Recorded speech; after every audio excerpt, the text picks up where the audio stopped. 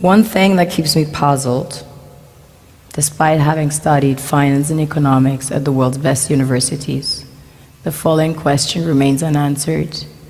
Why is it that 5,000 units of our currency is worth 1 unit of your currency, where we are the ones with the actual gold reserves? It's quite evident that the aid is in fact not coming from the West to Africa, but from Africa to the Western world. The Western world depends on Africa in every possible way, since alternative resources are scarce out here. So how does the West ensure that the free aid keeps coming?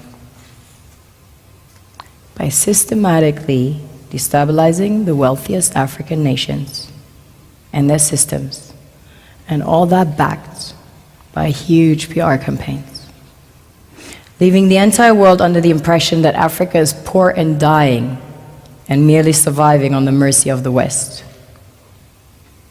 Well done, Oxfam, UNICEF, Red Cross, Life Aid, and all the other organizations that continuously run multi-million-dollar advertisement campaigns depicting charity porn to sustain that image of Africa globally.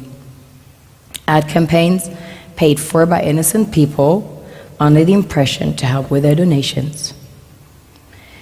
While one hand gives under the flashing lights of cameras, the other takes in the shadows. We all know the dollar is worthless, while the euro is merely charged with German intellect and technology, and maybe some Italian pasta. How can one expect donations from nations that have so little?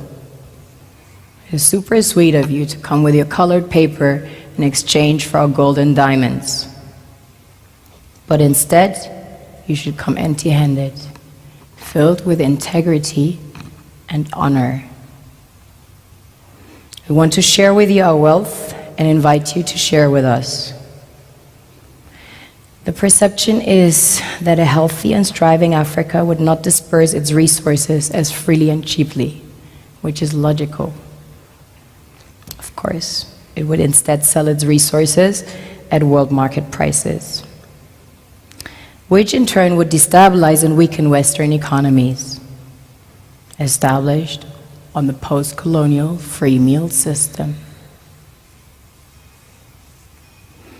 Last year, the IMF reports that 6 out of 10 of the world's fastest growing economies are in Africa, measured by their GDP growth.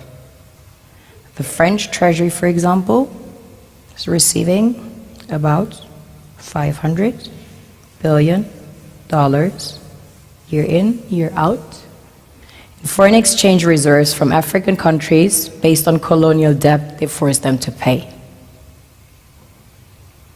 Former French President Jacques Chirac stated in an interview recently that we have to be honest and acknowledge that a big part of the money in our banks comes precisely from the exploitation of the African continent. In 2008, he stated that without Africa, France will slide down in the rank of a third world power. This is what happens in the human world, the world we have created. Have you ever wondered how things work in nature? One would assume that in evolution the fittest survives. However, in nature, any species that is overhunting, overexploiting the resources they depend on as nourishment, natural selection would sooner or later take the predator out, because it offsets the balance.